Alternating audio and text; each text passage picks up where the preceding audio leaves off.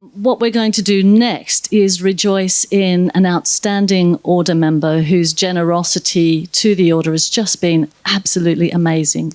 And that is Shantavira. There's his picture there.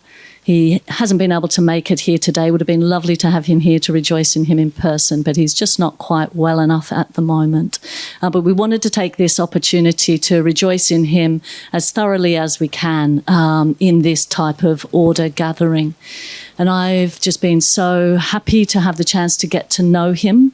And Nagabodhi in a moment is going to rejoice in him. Because and Vajrapriya as well, as chair of the Triratna Trust. And yeah, I suppose he is just an incredibly generous person. He's compiled Shabda without taking any support, really, for over 14 years. And I don't know what we're going to do without him proofreading, honestly. So, sorry about that. But there's probably going to be a lot of mistakes. But anyway, what we'd like to do, first of all, is just hear from Shantavira himself. We've got some audio from 50 Years, 50 Voices. It's just a 5-minute clip of him talking about how he came to be the compiler of Shabda. About 15 years ago, working for Windhorse Publications in Birmingham, and the finances were such that we decided to downsize and move the business to Cambridge. So all the workers in Birmingham were made redundant. So I didn't have a job to do. So I asked around Majamaloka to see whether there was anything that needed doing. And it was just at that time that Stirajoti wanted to hand over compiling Shabda. So I took that on. It wasn't a full-time job, it was a part-time job, but it was still 2 or 3 weeks a month to put it all together, because he was printing and collating it, as well as putting it together physically. And it was only after a few years that Sunanda wrote some software to put it all together that it became a much quicker and easier job.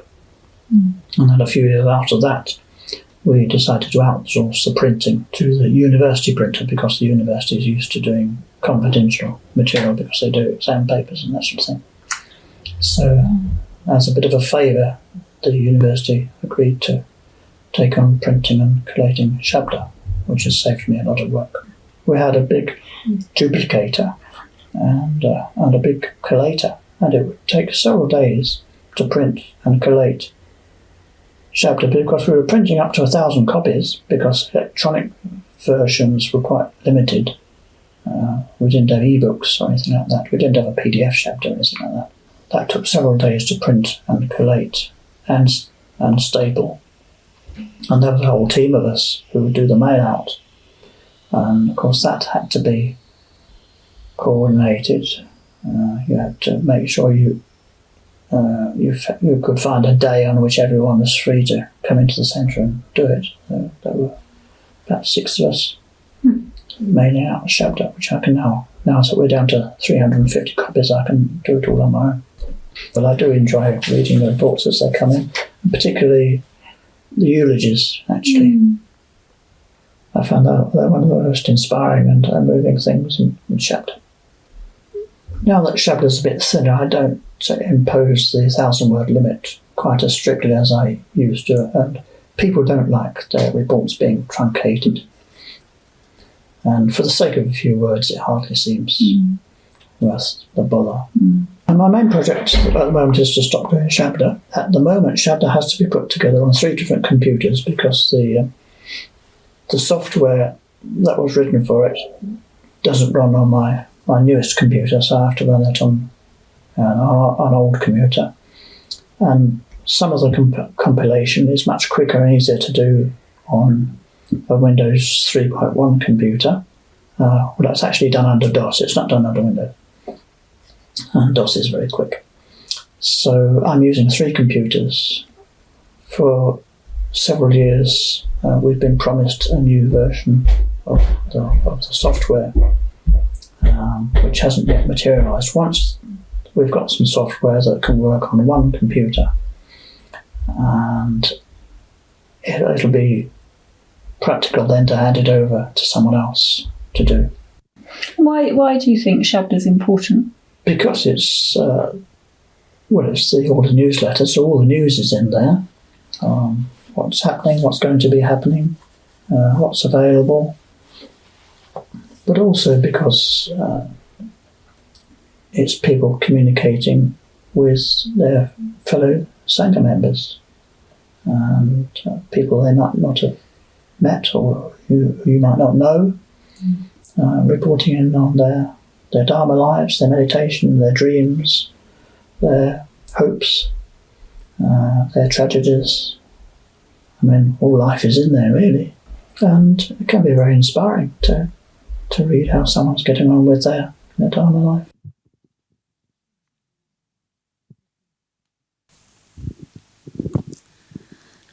Yes, so Shantavira knows a lot about all of us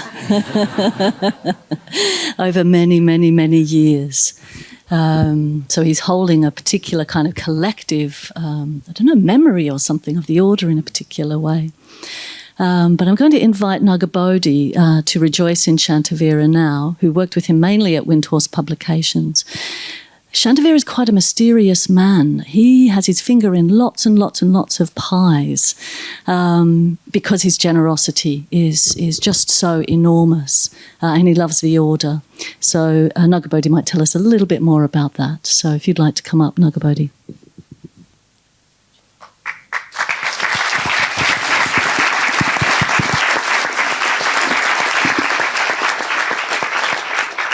One, two, three. Yeah. Hello, Shantavira. Brothers and sisters, sisters and brothers.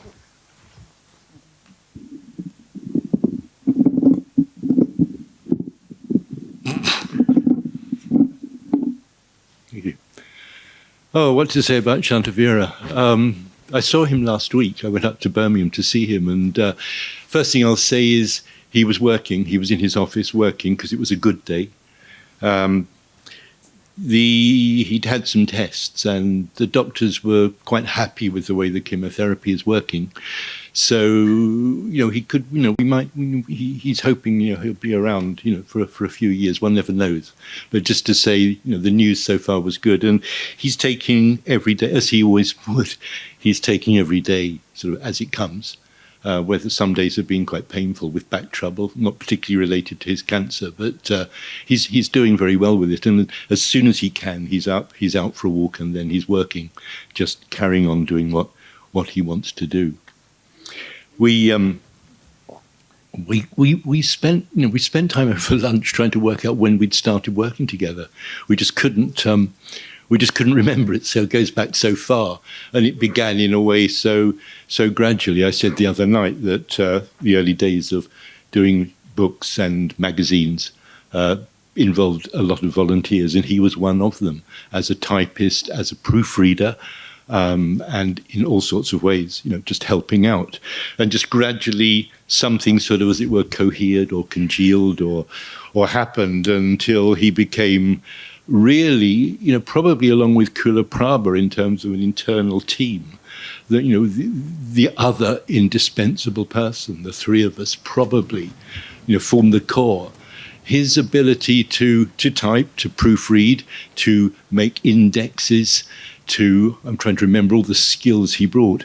I just loved the way he went into the computers. We had, our first computer was an Amstrad 664. It had a massive 64 kilobyte memory. And what he could get out of that beggars belief. He'd probably still be using it because he could make it work as fast as a modern computer in the things he could do to a book. One of the things he did with the first word processing package we had, it had a little menu, a big menu that filled the screen. It was a kid's program, really, because it was a kid's computer. But it said, one option was write, there was an option to edit, there was another box saying print. And he, while I was out one day, just filled in one of the boxes, Nagabodhi nips out for a cigarette. And, how he got into the software to alter the firmware so that became an option is very typical of his his love of working things out. I mean, if something broke, with a tape recorder or a washing machine, he'd love to find out how it worked and how to fix it and how to be helpful. On a convention once, I just discovered, I went up to my room and the door was no longer squeaking when the self-closer. And he'd apparently, somebody told me that they'd seen him up a ladder with suntan lotion because he wanted me to have a quieter room. You can tell from his voice, and a lot of you, I think, probably don't know him. He doesn't make he's not an extrovert. He's got a very sort of almost secret life in some ways, but he's just doggedly there. He's patiently there, being helpful, being useful. We lived together in Sheffield for a while, for about 6 years. And, just to have Shantavira in the house, just there, regularly there. When we started teaching meditation in Sheffield, he was one of the first people, out there with Vedanya and others teaching meditation, but just a helpful person in the house, a reliable cook, if not a terribly exciting one. But if I think of Shantavira in those days, he's up till 2 a.m, swathed in blankets with a hot water bottle in his lap, working, proofreading, indexing, creating the contents for a book, even using a very early form of desktop publishing. And this is a sort of side of Shantavira that one night he's up there and we're putting together, Bhante asked us to put the first 12 issues of Mitrata together to form a book, which is the Guide to the Buddhist Path, which some of you probably came across in your early years. It was the first 12 issues of Mitrata that Padmaraja and a mitra called Evelyn Hart put together. And Shantavira is putting together doing page layouts on this very early form of desktop publishing software, Ventura Publisher. And it's late, it's probably the middle of the night, and he's just trying to keep himself entertained. So into the caption underneath the Yab Yum figure, he just writes for his own amusement, yum yum. And he goes on to the next job, forgets to change it. So it comes back from the printers. I'm going through the book, there it is. And I spoke the other day about Bhante's phone calls. Well, this time Bhante phoned and said he was pleased with it. So it was my job to say, have you seen page 156? He said, no, why? I said, just go there. And I honestly thought Bhante would ask me to pulp the whole edition. But there was this pause and the sound of paper turning, and then this noise. This extended wheeze, and Bhante just burst out laughing. And didn't ask us to pulp it. And, it's lovely that so many of you clearly don't know this story, because if you ever find a first edition of the Guide to the Buddhist Path, there it is. And it just speaks to that side of Shantavira. I mean, he loved, I was just being reminded, musicals and comedians. But there was this almost more secret, private humour. Dhammarati reminded me this morning of something I loved, which was over on top of, in his room, there was a sort of room divider on which he'd put a little motto, which is, or what you'd call it, it's not who you know, it's whom you know.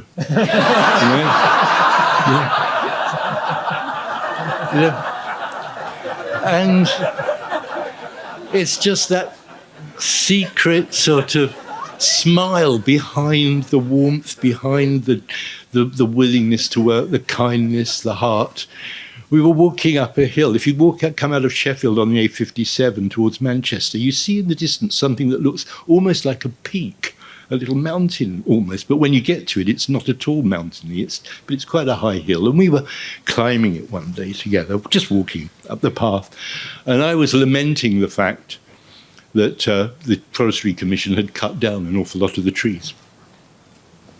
So we were both talking about this, and then I said, thing is, though, it does mean, we get the view.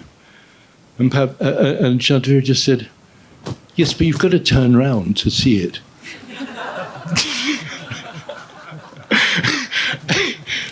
And to this day, I don't know if he was joking. He was just sort of, yeah, but you've got to turn around to see it. So, there's just a beautiful quality to Shantavira's mind. There's something really warm, really loving, and it has expressed itself in some ways entirely through his work. It is there in his connection. He's a loyal friend and a very loyal disciple. But so much of what he has to express comes through his hands and his minds and his ability to be helpful. I remember once I mentioned the other night that I spent quite a lot of my time sort of feeling quite stressed by the pressure that Bhante put on me to sort of make things happen. And I once went into the kitchen in our Sheffield community and asked him if he could sort of drop everything and do this thing that Bhante had just asked me to get done. And he said, well, in that kind of voice you've just heard, well, I'm in the middle of doing this. And he wasn't reactive. He was just being very clear, though, that I'm in the middle of doing this. And I said, but it's for Bhante. And he looked at me and said, but it's all for Bhante. And it was just a simple statement of a fact, but also of his faith. And it's something that Bhante really loved about him. I've talked about proofreading and Bhante's, as it were, was pedantic perfectionism there. He loved it that when he submitted something for printing, Shantavira could find 2,000 queries.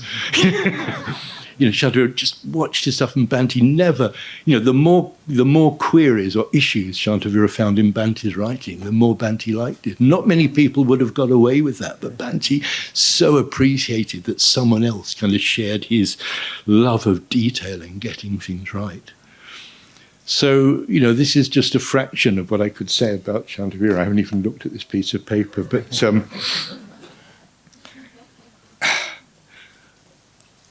I'll just finish by saying that, our relationship was in some ways very much a working relationship, that we lived together, and we lived together very happily in all sorts of ways. But, it's not like, it was a big demonstrative friendship, but it was a very, amiable companionship, colleagueship.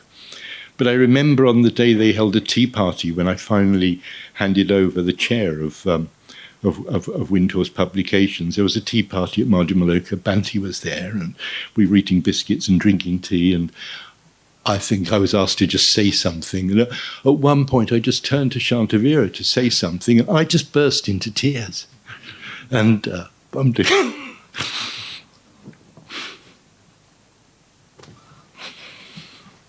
And Bhante said, absolutely rightly, he said, well, that doesn't happen very often, does it? And so, that's Shantavira, just someone who's been there for all of us, so loyal, so ready to be helpful, and down to the minutest detail, just bringing all the resources he has in his own very sort of undemonstrative way, to my good, my help, and our help of the whole project. So bless him, and may he live long.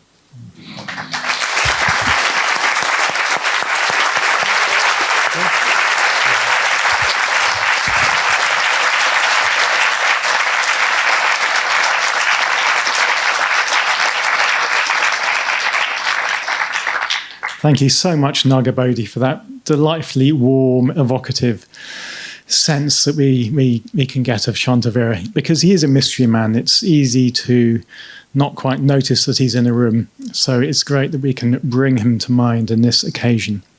And I'd like to do that, particularly in his Shabda role, because this is why we're rejoicing in him today, because he's putting down his role compiling Shabda. And I just want to give a few more recollections and thoughts about Shantavira briefly.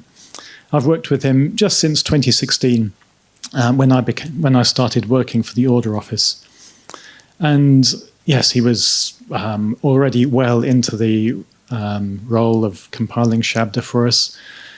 Totally reliable. I never had to worry at all about Shabda. It was It's the delightful aspect, just having a part of the work that's just completely sorted.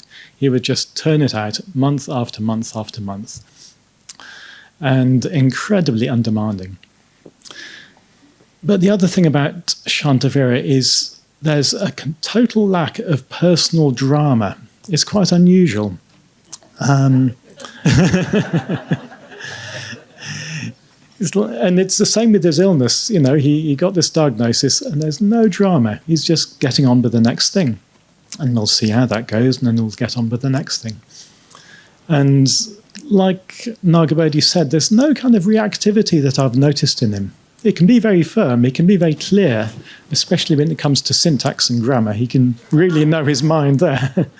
But it's not touchy. It's like there's this very, very quiet ego. It's like there's very little sort of egoic functioning happening in a certain kind of way. It's quite unusual, I find. So he spent most of his life in communities. He was a real community liver. And in fact, I don't know if he spent all of his adult life, but certainly before Triratna, he was living in communities also. And I know he's a real stalwart of his community in Birmingham at the moment. And he's had this tremendous outpouring of dana, as we've heard. So as well as all the work he's done for Windhorse Publications over the years, and all the work he's done for us in the order doing Shabda, he's also been quietly working away for the Urgyen Sangrachta Trust, doing their, as I could have invited Surya Naga or others to come up and talk about the work he does for them. But I'll just give you another little glimpse into his life, which is what does he do in his time off? So we've heard that he goes to West End musicals, he goes to see comedian shows, but he also collects benchmarks. Now, do you know what benchmarks are? I didn't.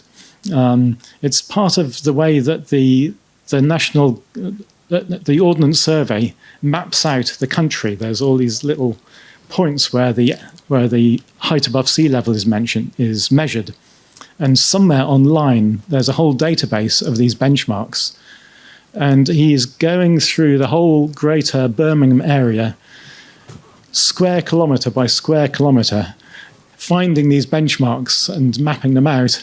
And this is just one way that he finds to sort of get out of the office for a weekend and explore his surroundings. It's just one of those funny little quirks about Shantavira.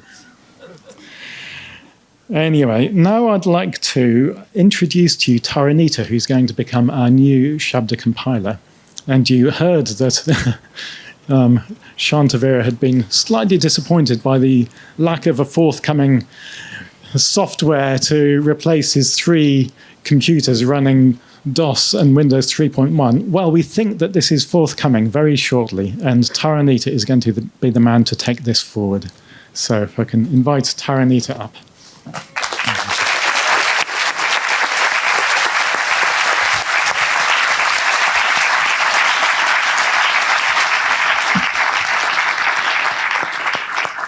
Hi, everyone. It's becoming more and more apparent to me just what a tough act to follow I've got. I've been asked just to spend a couple of minutes introducing myself, so I thought I'd give you a quick sketch via the medium of my apparel. So I've got an Adhisthana t-shirt, as you can see, and a Rammstein hoodie. So that tells you a little bit about myself. So I'm from Chipping Sodbury, which you may know is on the edge of the Cotswold, and I'm based at the Bristol Buddhist Centre. And I live in Chipping Sodbury with my family, which is, I live in Chipping Sodbury with my wife and 2 dogs and my cat, Ashoka. And in addition, I've got 2 children and 4 grandchildren. So that occupies quite a bit of my time. We've heard about the new software that we're going to be using. So I was working full-time in conventional work up until the end of the year when I decided I wanted to semi-retire. And one of the reasons for that was so that I could help out the order more.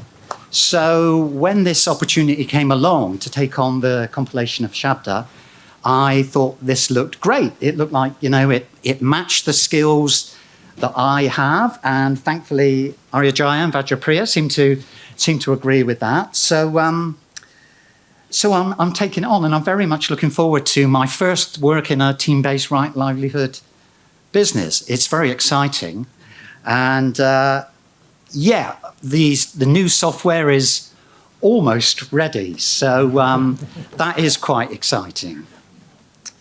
I'd also like to add my thanks to Shantavira as well, because I've been working with him, as you might imagine, over the last few weeks, and he's been handing over to me the various teachings about Shabda and how it works and so on. And that's been really good, because he's done it in such a methodical, clear way. When I ask him a question about something, he gives me a nice, clear answer. And that's not always kind of the answers you get when you ask people questions. So I'm really very grateful for that. He's very organized, and it's been a very good handover, and there's quite a lot to it, but I'm confident that we're going to get it right for the next issue, and the new software is going to take us into we've got new opportunities with the new software, and I think it's going to be great in the future. And I don't know whether you saw Shantavira's last reporting in Shabda, in the most recent issue, where he took this opportunity to rant, really, about the difference between practice, the noun, and practice, the verb, and how they're spelt differently. And I must admit, I loved that. I thought that was great, fantastic, and I thought that in some ways we're very much on the same wavelength, even if he's not a big Rammstein fan, which I suspect he probably isn't. So that's me. Feel free to get in touch by my order office email address if you've got any queries, and I very much look forward to hearing from you.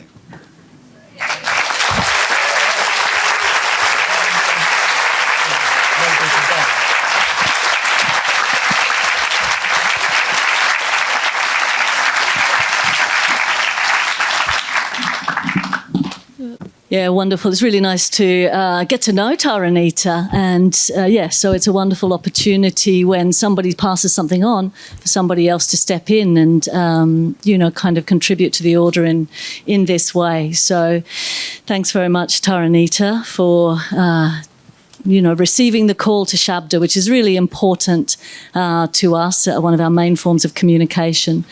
And Shantavira is also very important to us. We just really wanted to give him something. So we've been inviting you to write on a little sticker that we'll put into a nice big card. So if you haven't had the chance to do that, Nirajadi is here. If you want to do that after the session, you can still write a little note to put in Shantavira's card. And we're doing a collection for him as well, which is going very, very well. But if you'd like to contribute, again, Nirajadi is here, and she can give you a PayPal link as well if that would be better. And Shantavira doesn't particularly want for anything. We were like, should we do a collection for Shantavira? We just thought, we need to do it, because I hope he has many more opportunities to go to West End shows, which is one of the things he loves, music, concerts, theatre. So I hope we can give him enough to, plan the rest of the year with those kinds of things that he really loves. So thanks everybody. Thanks Nagabodhi, Vajrapriya, for evoking Shantavira. We've recorded it for you, Shantavira, so he'll be able to see it as well. But let's just give a huge round of thanks to Shantavira.